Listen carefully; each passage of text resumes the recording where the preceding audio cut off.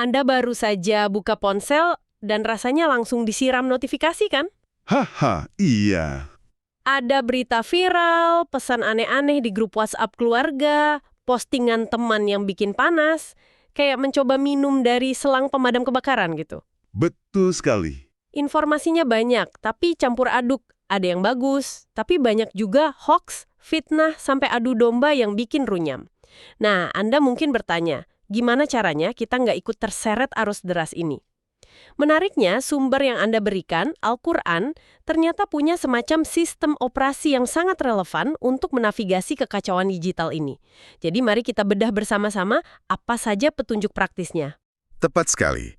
Dan ini bukan sekedar daftar boleh dan tidak boleh, tapi lebih seperti sebuah kerangka berpikir. Al-Quran sangat menekankan pentingnya kebenaran, al-haq, dan kejelasan, al-bayan. Tujuannya bukan untuk mengekang, tapi justru untuk melindungi tiga hal. Akal sehat kita, martabat setiap individu, dan keharmonisan sosial yang gampang sekali terkoyak di era sekarang. Jadi, pembahasan kita kali ini akan fokus pada tiga pilar utama dari sumber-sumber yang Anda bagikan. Pertama, filter paling dasar saat menerima info, lalu rambu-rambu merah untuk ucapan yang merusak, dan, seperti apa sih standar emas komunikasi yang seharusnya kita tuju? Oke, mari kita mulai dari titik paling awal. Saat informasi itu masuk ke kita, entah itu lewat notifikasi, pesan teman, atau lini masa media sosial. Prinsip pertamanya tampaknya sederhana, tapi mungkin yang paling sulit dilakukan di zaman sekarang. Jangan langsung percaya. Yang harus dilewati setiap informasi sebelum masuk ke kepala kita, apalagi sebelum keluar lagi lewat jari jemari kita. Ini bukan sekedar saran, tapi perintah yang sangat jelas dalam surah Al-Hujurat ayat 6. Saya bacakan ya. Ya ayyuhalladzina amanu, in ja'akum fasikum binaba'in fatabayyanu, antusibu qauman bijahalatin fatusbihu ala ma fa'altum nahdimin. Artinya, wahai orang-orang yang beriman, jika seseorang yang fasik datang kepadamu membawa suatu berita, maka telitilah kebenarannya, agar kamu tidak mencelakakan suatu kaum karena kebodohan, kecerobohan, yang akhirnya kamu menyesali perbuatanmu itu. Kata terakhir itu nadimin, menyesali, itu yang paling menohok buat saya. Jadi ini bukan sekedar soal, informasinya ternyata salah. Ini lebih dalam. Ini tentang tindakan saya yang didasari info salah itu telah menyebabkan kerusakan yang mungkin tidak bisa ditarik kembali. Ini mengangkat standar cek fakta dari sekedar akurasi teknis menjadi sebuah tanggung jawab moral ya. Persis, penekanannya ada pada konsekuensi. Tabayun itu bukan soal menjaga citra diri agar tidak terlihat bodoh karena menyebar hoaks. Ini tentang melindungi orang lain dari dampak, kebodohan atau kecerobohan kita. Dan di era digital, di mana satu share bisa dilihat ribuan orang dalam hitungan menit, potensi kerusakannya jadi berlipat ganda. Oke, tabayun itu jelas secara konsep. Tapi praktiknya di lapangan ini yang rumit. Misalnya, kita dapat video jurnalisme warga yang viral. Tampak sangat meyakinkan, menunjukkan sebuah ketidakadilan. Tapi sumbernya anonim. Di satu sisi, ada desakan untuk segera menyebarkan agar masalahnya dapat perhatian. Di sisi lain, ada risiko ini hoaks. Apa yang tabayun minta dari kita dalam situasi dilematis seperti ini? Apakah cukup dengan menahan diri untuk tidak share, atau ada tanggung jawab lebih? Nah, itu pertanyaan krusial. Ini membawa tabayun ke level proaktif. Langkah pertama yang paling aman tentu saja menahan diri.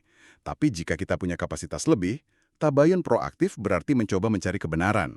Mungkin dengan bertanya di forum yang lebih terpercaya, mencari liputan media kredibel, atau setidaknya memberi catatan pada video itu, sumber belum terverifikasi jika terpaksa membagikannya dalam konteks terbatas. Sikap diam itu aman bagi kita, tapi jika hoaks itu berpotensi merusak secara luas, maka melakukan klarifikasi aktif bisa jadi bagian dari tanggung jawab sosial. Ini bukan lagi soal filter pribadi, tapi tentang menjadi penjernih di ekosistem informasi Anda. Jadi ada levelnya, mulai dari menahan diri sampai aktif mengklarifikasi. Ini jadi relevan dengan ayat lain yang Anda soroti, yang bicara soal menganggap remeh sebuah informasi. Tepat sekali. Surah An-Nur ayat 15 seolah memotret langsung budaya digital kita. Ayatnya berbunyi, Ishtalaqainahu bi'alsinatikum wa taquluna bi'afwahikum ma laysa lakum bihi ilmu wa tahsabunahu hayyinan wa huwa 'indallahi 'azim. Artinya, Ingatlah ketika kamu menerimanya berita bohong itu dari lidah ke lidah dan kamu katakan dengan mulutmu apa yang tidak kamu ketahui sedikit pun. Dan kamu menganggapnya remeh padahal dalam pandangan Allah itu adalah soal besar. Kamu menganggapnya remeh, padahal dalam pandangan Allah itu soal besar. Ini kalimat kuncinya. Benar. Ini persis seperti budaya meme atau menyebar tangkapan layar percakapan yang dipotong sebagian. Rasanya sepele, sekedar lelucon. Tapi bagi orang yang jadi objeknya, itu bisa menghancurkan reputasi, kesehatan mental, bahkan karirnya. Skala dari tindakan remeh kita sekarang jadi masif. Benar. Ayat ini adalah pengingat keras bahwa di dunia informasi, tidak ada yang namanya sekedar forward. Setiap tindakan kita punya bobot. Jadi sebelum Anda menekan tombol share atau forward itu, pertanyaan intinya bukan hanya apakah ini benar, tapi juga apakah saya tahu dampaknya. Karena apa yang tampak sepele di layar kita, bisa jadi adalah sebuah soal besar yang sedang kita lepaskan ke dunia. Oke, jadi filter pertama, tabayun, sudah terpasang. Itu untuk penyaring apa yang masuk. Tapi ini baru setengah dari pertempuran kan? Bagaimana dengan apa yang kita putuskan untuk keluar? Jari-jari saya kadang gatel juga kalau lihat kolom komentar yang panas. Rasanya semua impuls terburuk manusia itu diperkuat di sana. Anda menyentuh intinya. Setelah menerima, kita menjadi produsen informasi. Nah, disinilah Al-Quran memasang serangkaian rambu-rambu bahaya yang sangat jelas. Yang pertama adalah larangan mengolok-olok atau merendahkan yang disebut sukhriyah. Peringatannya ada di surah Al-Hujurat ayat 11. Ya ayyuhalladzina amanu la yaskhar qaumun min qaumin asa ayyakunu khairan minhum. Wahai orang-orang yang beriman, janganlah suatu kaum mengolok-olok kaum yang lain, karena boleh jadi mereka yang diolok-olokkan lebih baik dari mereka yang mengolok-olok. Ini seperti antitesis dari budaya roasting atau komentar sarkastik yang sering dianggap keren di internet ya. Bisa dibilang begitu. Ayat ini mengingatkan kalau nilai seseorang itu bukan untuk kita hakimi dari luar. Apa yang kita lihat di permukaan, penampilan, pendapat, gaya hidup, bukanlah keseluruhan cerita. Dan yang menarik, ayat berikutnya langsung menyajikan semacam trio beracun dalam komunikasi. 3 perilaku yang seringkali datang sepaket. Saya perhatikan di media sosial, satu komentar sinis atau sukhriyah itu jarang berdiri sendiri. Tiba-tiba ada yang mulai berspekulasi tentang motif orang itu, lalu ada yang menggali postingan lamanya untuk cari-cari kesalahan. Rasanya seperti satu perilaku buruk memancing yang lain. Apakah Al-Quran juga melihatnya sebagai satu rangkaian yang saling terkait? Tepat sekali. Anda menggambarkan dengan sempurna apa yang dilarang di surah Al-Hujurat, ayat 12. Ayat ini melarang 3 hal berurutan, dhon, prasangka buruk, tajasus, mencari-cari kesalahan, dan gibah, menggunjing. Saya bacakan ayatnya yang sangat kuat ini. Ya ayyuhalladzina amanu jtanibu katsiran minadh-dhanni inna ba'dadh-dhanni itsmu wala tajassasu wala ya'tab ba'dukum ba'dha. Ayuhibbu ahadukum ayyakula lahma akhihi maitan fakarihtumuh.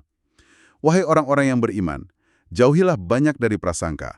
Janganlah kamu mencari-cari kesalahan orang lain, dan janganlah ada di antara kamu yang menggunjing. Apakah ada di antara kamu yang suka memakan daging saudaranya yang sudah mati?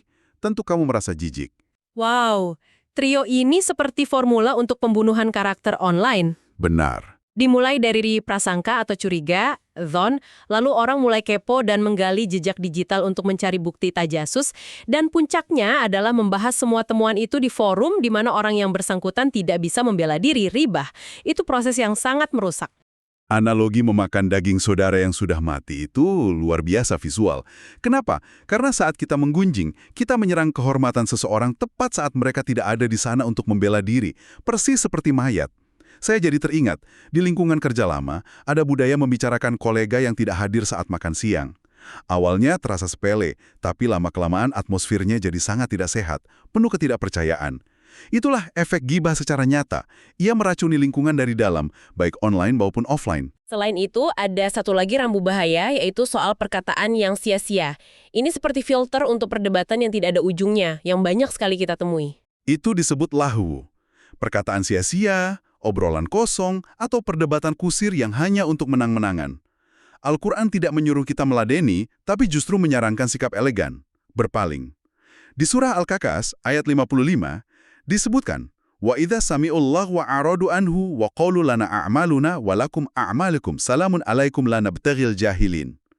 Dan apabila mereka mendengar perkataan yang tidak bermanfaat, mereka berpaling darinya dan berkata, bagi kami amal-amal kami dan bagimu amal-amalmu, kesejahteraan atas dirimu, kami tidak ingin bergaul dengan orang-orang bodoh. Tapi bagaimana kita tahu kapan sebuah diskusi sudah berubah menjadi lahu? Di mana batas antara perdebatan yang produktif dengan adu argumen yang sia-sia? Kadang-kadang sulit dibedakan saat kita sudah emosional. Itu pertanyaan praktis yang bagus. Beberapa tandanya bisa kita lihat. Pertama, apakah diskusi masih fokus pada argumen atau sudah menyerang pribadi? Kalau sudah mulai melabeli, kamu bodoh, kamu dibayar, itu sudah lagu. Oke. Kedua, apakah masih ada yang mendengarkan atau semua orang hanya menunggu giliran bicara? Kalau tidak ada lagi pertukaran ide, itu lagu. Ketiga, tanyakan pada diri sendiri, apa tujuan saya di sini? Untuk belajar dan mencari kebenaran atau untuk membuktikan saya benar? Kalau tujuannya hanya untuk menang, lebih baik mundur. Mengidentifikasi lagu adalah keterampilan untuk menghemat energi mental kita. Ini seperti memasang pagar pembatas agar kita tidak jatuh ke jurang komunikasi yang buruk. Tapi kalau kita hanya fokus pada jangan, rasanya masih kurang. Pagar itu untuk melindungi apa? Apa yang ada di dalam pagar itu? Seperti apa tanah subur komunikasi yang seharusnya kita rawat? Pertanyaan yang sangat bagus. Al-Quran memang tidak hanya memberi batasan, tapi juga menunjukkan tujuan. Setelah memberitahu apa yang harus dihindari, ia memberikan standar emas, seperangkat alat untuk komunikasi yang baik dan konstruktif. Yang pertama dan paling fundamental adalah qaulan sadida, yang artinya perkataan yang benar, lurus, dan tepat sasaran. Perintahnya ada di surah Al-Ahzab ayat 70. Wahai orang-orang yang beriman, bertakwalah kamu kepada Allah dan ucapkanlah perkataan yang benar. Ini adalah fondasinya. Komunikasi yang baik harus dibangun di atas batu kebenaran. Tidak berbelit-belit, tidak mengandung kebohongan, dan langsung ke intinya. Oke, benar itu fondasinya. Tapi kebenaran itu kadang pahit dan menyakitkan. Ungkapan, aku cuma jujur kok, seringkali dipakai sebagai alasan untuk menyakiti perasaan orang lain. Bagaimana Al-Quran menyeimbangkan antara kebenaran dengan kebaikan? Nah, disinilah alat kedua berperan. Al-Quran sadar bahwa kebenaran saja tidak cukup. Cara penyampaiannya sama pentingnya. Ini disebut qaulan maisura, atau perkataan yang lemah lembut, mudah dan menyenangkan. Bahkan saat menyampaikan hal yang sulit, seperti menolak permintaan atau memberi kritik, kita dianjurkan menggunakan bahasa yang baik. Dalam surah Al-Isra ayat 28 ada petunjuk. Wa imma tu'idhunna anhum ibtigha'a rahmatin min rabbika tas'aluhum faqul lahum qaulan maisura. Maka katakanlah kepada mereka ucapan yang lemah lembut. Jadi, qaulan sadida adalah tentang apa yang kita katakan, yaitu kebenaran. Benar. Sementara qaulan maisura adalah tentang bagaimana kita mengatakannya dengan kelembutan. Keduanya harus berjalan beriringan. Mari kita buat lebih konkret. Katakanlah saya harus memberi masukan kritis pada pekerjaan seorang kolega. Pekerjaannya benar-benar kurang bagus. Bagaimana saya menerapkan sadida dan maisura sekaligus di sini? Skenario yang bagus. Qaulan sadida berarti Anda harus jujur tentang kekurangannya. Jangan bilang, sudah bagus, padahal tidak. Katakan dengan jelas. Di bagian A dan B, datanya masih kurang kuat dan argumennya perlu diperdalam. Itu benar dan tepat sasaran. Oke. Lalu, qaulan maisura hadir dalam cara Anda membingkainya. Anda tidak mengatakan, kerjaanmu jelek sekali. Tapi mungkin, saya lihat potensinya besar di sini. Bagaimana kalau kita coba perkuat bagian A dan B bersama? Saya punya beberapa ide. Pesan yang benar tersampaikan, tapi dengan cara yang membangun, bukan menjatuhkan. Oke. Itu untuk komunikasi interpersonal. Bagaimana jika kita kembali ke arena perdebatan publik yang panas? Di mana perbedaan pendapat itu tajam dan tidak bisa dihindari? Apakah kita harus selalu lemah lembut? Untuk situasi itu, ada alat ketiga yang mungkin paling canggih. Berdebatlah dengan cara yang terbaik. Ini bukan soal lemah lembut, tapi soal kualitas argumen dan adab. Petunjuknya ada di surah An-Nahl, ayat 125. Ud'u ila sabili rabbika bil hikmati wal mau'idhatil hasanati wajadilhum billati hiya ahsan. Serulah manusia kepada jalan Tuhanmu dengan hikmah dan pengajaran yang baik, dan berdebatlah dengan mereka dengan cara yang baik. Kunci di sini adalah dengan cara yang baik atau terbaik. Ini adalah antitesis dari Lahi yang kita bahas tadi. Berdebat dengan cara terbaik artinya fokus pada ide, bukan menyerang pribadi, gunakan data dan logika, bukan caci maki. Dengarkan argumen lawan dengan tulus untuk memahaminya, bukan hanya untuk mencari celah serangannya. Tujuannya adalah sebuah pergeseran mindset yang fundamental, dari saya versus kamu menjadi kita versus masalah. Tujuannya bukan untuk memenangkan perdebatan, tapi agar kebenaran menjadi pemenangnya, siapapun yang menyampaikannya. Kalau kita rangkai semuanya, ini seperti sebuah alur kerja yang lengkap.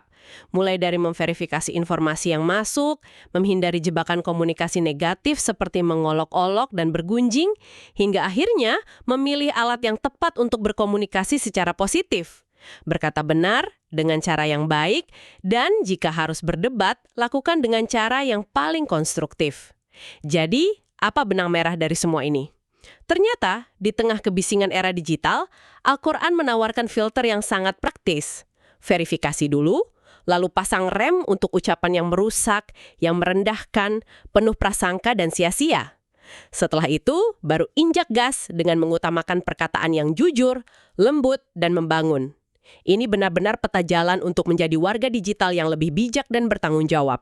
Yang paling menarik bagi saya adalah semua panduan ini berpusat pada satu hal, kesadaran akan dampak dan akuntabilitas. Setiap kata yang kita ketik, setiap gambar yang kita sebar, setiap pesan yang kita teruskan, itu punya bobot. Al-Quran mengingatkan kita bahwa semua itu akan dimintai pertanggungjawaban. Ini mengangkat percakapan dari sekedar etiket digital atau sopan santun online menjadi bagian dari tanggung jawab spiritual kita untuk menjaga lisan, dan di zaman sekarang juga menjaga jempol kita dari menyakiti orang lain atau menyebarkan kerusakan. Sebagai penutup, mari kita bawa semua ini ke perenungan yang lebih personal. Ada satu ayat dalam surah Qaf, ayat 18, yang bisa menjadi cermin bagi kita. Ayat itu berbunyi, "Ma yalfidhu min qaulin illa ladaihi raqibun atid." Tidak ada suatu kata yang diucapkannya, melainkan ada di sisinya malaikat pengawas yang selalu siap mencatat. Coba kita bayangkan sejenak, prinsip itu berlaku secara harfiah untuk semua aktivitas digital Anda. Jika setiap like, setiap komentar, setiap share, bahkan setiap emoji yang Anda kirim, semuanya dicatat dengan detail untuk Anda tinjau kembali suatu saat nanti, jika seluruh jejak digital Anda itu akan diputar ulang di hadapan Anda, hal apa yang mungkin akan Anda lakukan secara berbeda? Mulai hari ini,